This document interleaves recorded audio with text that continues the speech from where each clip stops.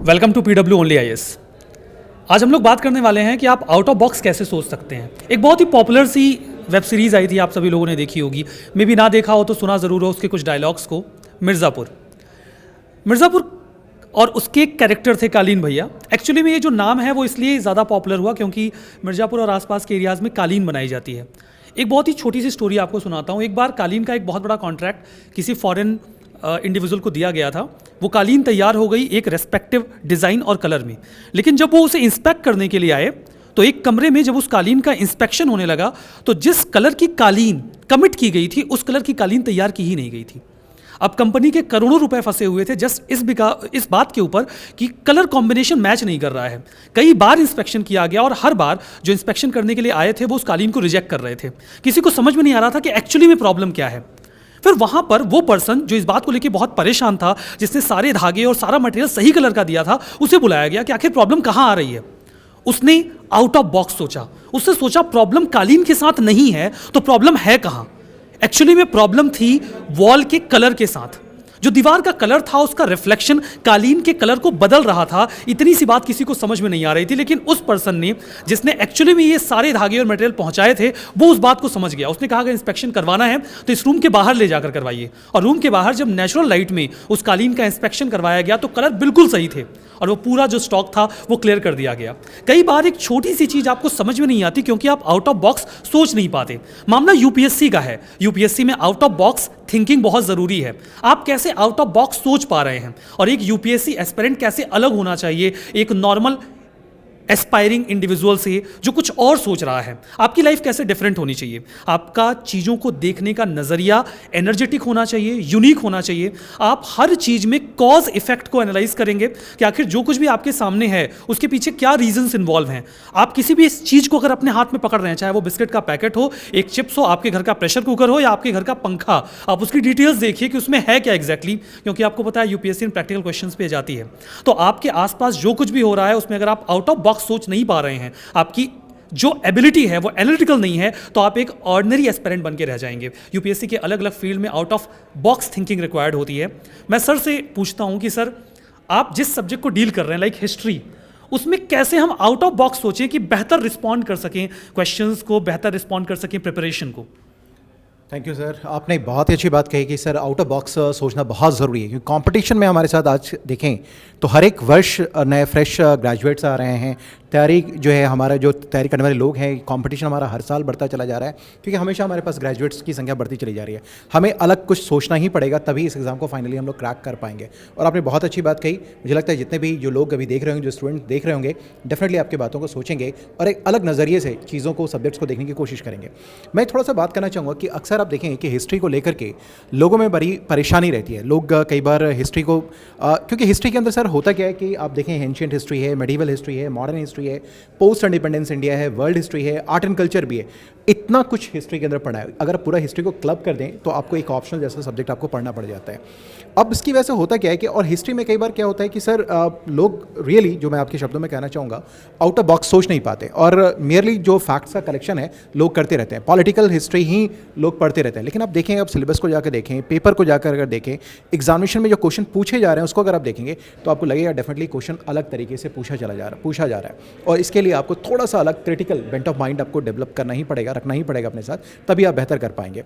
For example sir, जैसे मैं कहना चाहूँगा कि हिस्ट्री को अगर आप देखें तो जनरली होता क्या है कि लोग ईयर्स को रटना शुरू करते हैं। डेफिनेटली ईयर्स को रटना तो बहुत ज़्यादा जरूरी नहीं है, लेकिन टाइम लाइन्स को रटना बहुत ज़रूरी है। क्योंकि आप क्वेश्चन में देखेंगे कि अक्सर पूछता है कि भाई 18वीं सेंचुरी में का जो है इंडिया वो किस तरीके का था।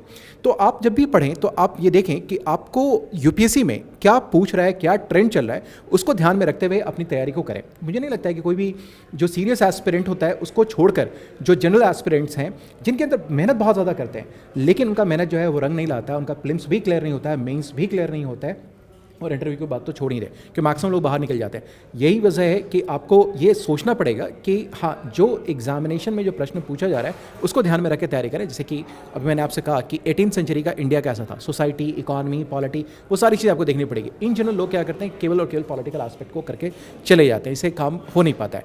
आर्ट एंड कल्चर में देखें सर, तो आप देखेंगे आर्ट एंड कल्चर में जैसे कि मंदिर के बारे में बात करें, टेम्पल आर्किटेक्चर को लेकर केवल आर्किटेक्चर के फीचर्स को लोग देख पाते हैं, लेकिन कभी भी टेम्पल का सोसाइटल इम्पैक्ट क्या है, इकॉनमी के इंपॉर्टेंस क्या है वो देख नहीं पाते हैं, वो समझ नहीं पाते हैं। तो ये आपको करना पड़ेगा, और जब तक आप ऐसा नहीं करेंगे तब तक आप बहुत बेहतर नहीं कर पाएंगे। अगर आपको कंपटीशन में आगे निकलना होगा तो डेफिनेटली आउट ऑफ बॉक्स तो सोचना पड़ेगा। मैं चाहूँगा कि सर भी कुछ बात ज़रूर कहें अपने सब्जेक्ट से, जोग्राफी को लेकर। ज्योग्राफी में सर कैसे out of box thinking required रहेगी? सर सब बॉक्स की बात कर रहे हो, मैं एक अगर यूपीएससी का क्वेश्चन के बारे में बात करना चाहता हूँ। तो एक बार एक क्वेश्चन पूछा था, इंडिया में हाईएस्ट टाइड्स कहाँ पे होती है? ओके, वाला उसका आंसर ना माचिस के डब्बे के ऊपर लिखा था। ओके, अगर माचिस की डब्बी खरीदते हो उसके पीछे उसका आंसर लिखा हुआ था। सो जैसे आप क्या कर सकते हो, ओके, आपके रिवीजन को और मजबूत करने के लिए आप डेली बेसिस पे जो भी आप पढ़ रहे हो उसको ना एक छोटी सी पेपर के ऊपर, जैसे एग्जाम्स के लिए आप चिट लेके जाते हो, कभी चीटिंग किया होगा, सो उस टाइम पे जो अपने छोटे छोटे चिट्स बनाते हो, सो वैसे ही हर एक टॉपिक को ना एक छोटी सी चिट के फॉर्म में आप कंसाइज कर सकते हो। एंड जो भी आपके सब्जेक्ट है, पूरा सब्जेक्ट को ना एक A4 ओके A2 चार्ट में ना आप पूरा बना के आप दीवार के ऊपर चिपका सकते हो। जैसे जनरली आपने यूपीएससी जो प्रिपरेशन करते हैं उनका कमरा देखा होगा, सो उसमें इंडिया का मैप होती है, कभी वर्ल्ड का मैप होती है। ओके, हार्डली आप देख पाते हो। तो आप क्या कर सकते हो, अब आप पूरा दीवार को एक तरफ ऑप्शनल कर रखो सब्जेक्ट, एक तरफ पूरा जीएस का। सो एक A2 साइड के चार्ट में एक एक सब्जेक्ट को आप कॉम्प्रहेंसिवली अगर कंसाइज करके लिख दोगे ना, देन डेली बेसिस पर आप देखोगे उसको, तो सबकॉन्शियसली और कॉन्शियसली ना पूरा सब्जेक्ट आपके दिमाग में घुसता रहेगा। एंड मोर ओवर आपकी कन्वीनियंस के लिए आप क्या कर सकते हो, आप छोटी सी डायरी में पूरा सब्जेक्ट ज्योग्राफी 20 पेजेस में आ जाएंगी, उसके बाद दूसरा सब्जेक्ट पॉलिटी 10-15 पेजेस में आ जाएगा। सो वैसे सारे ही सब्जेक्ट्स एक पूरे डायरी में फिट हो जाएंगे। सो आप डायरी कहीं पे भी कैरी कर सकते हो, बस में ट्रैवल कर रहे हो, मेट्रो में ट्रैवल कर रहे हो, सो आप रिवाइज करते रहते हो। तो जितना आप रिवाइज करोगे उतना ही इंटरकनेक्टिविटी बिटवीन द सब्जेक्ट्स बन पाएगा। एंड मोर ओवर जितना आप मेमोराइज करोगे उतना ही रिप्रोड्यूस करोगे एग्जाम में, तो आपकी सक्सेस ज़रूर हो जाएगी। Thank you sir. सर मैं एक बात ऐड करना चाहूँगा सर, सॉरी। सर ने बड़ी अच्छी बात कही। एक बार मुझे याद आ रहा है 2007 और 8 में जीएस में एक क्वेश्चन पूछा था। हम जितने भी लोग होते हैं, जब भी हम लोग ने भी अपने समय में पेपर दिया ही है और आप सभी लोग दे रहे होते हैं, न्यूज़पेपर हर कोई पढ़ता है सर। और अब देखिए कि किस तरीके से आउट ऑफ बॉक्स थिंकिंग आपको करनी होगी, ज़रूरी होगी आपके लिए। 2007 या 8 2007 और 8 के पेपर में आया था कि जो प्रिंटिंग ऑफसेट कलर्स होते हैं सर, उसके अंदर वो सर्कल्स थे और पूछा था कौन कौन से कलर होते हैं। क्या आपको लगता है कि आप ये तैयारी कहीं करके जाएंगे, किसी जनरल स्टडीज़ की बुक में पढ़ के जाएंगे, या आप अपने पढ़ाई के दौरान इसको सामने करेंगे? एक्चुअली क्या है, आपको अवेयर रहना पड़ेगा कि जो कुछ भी आपके सामने होता है ना, उसको एक डिफरेंट, जैसे सर ने भी कुछ देर पहले कहा था कि आपको थोड़ा अलग एक होना पड़ेगा, अलग स्टूडेंट की तरह दिखना पड़ेगा, क्योंकि आप यूपीएससी को एस्पायर कर रहे हैं। तो आपके पास कहाँ से क्वेश्चन आ जाएगा ये पता नहीं है, तो आप जहाँ भी रहें अवेयर रहें। अब सोचिए, न्यूज़पेपर हर दिन आप पढ़ते होंगे, लेकिन कितने लोगों की नज़र उस ऑफसेट प्रिंटिंग कलर के ऊपर गया होगा? तो डेफिनेटली आपको थोड़ा सा अलग तो सोचना ही पड़ेगा। मैं जाऊँगा। अच्छा, सर ने एक बहुत बढ़िया बात कही, उस पर मैं एक डिस्क्लेमर दे देता हूँ। सर ने बोला छोटा छोटा जैसे चिट बनाते हैं ना, वैसे तैयार करके रखना है। वो रिवीजन के लिए है, वो एग्जाम हॉल में लेके नहीं जाना है। इतना भी आउट ऑफ बॉक्स नहीं सोचना है, ठीक है?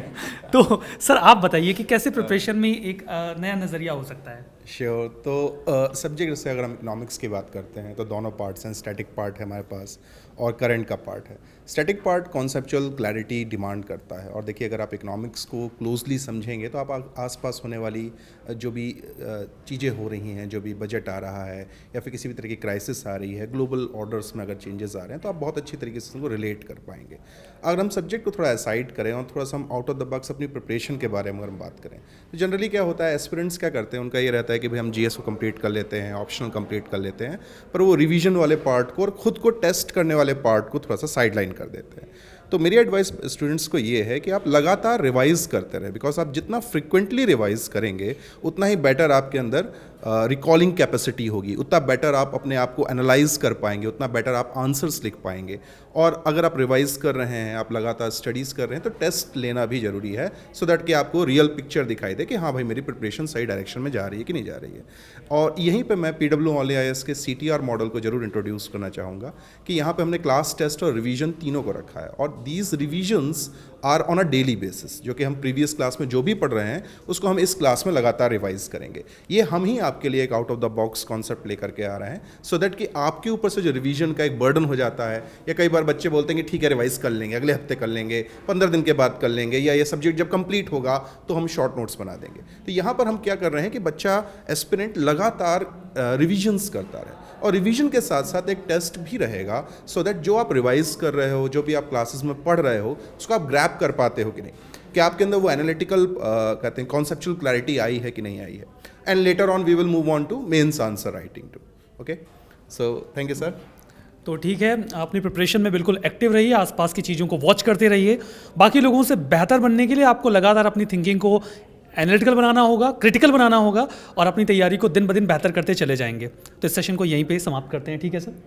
Thank you sir, thank you.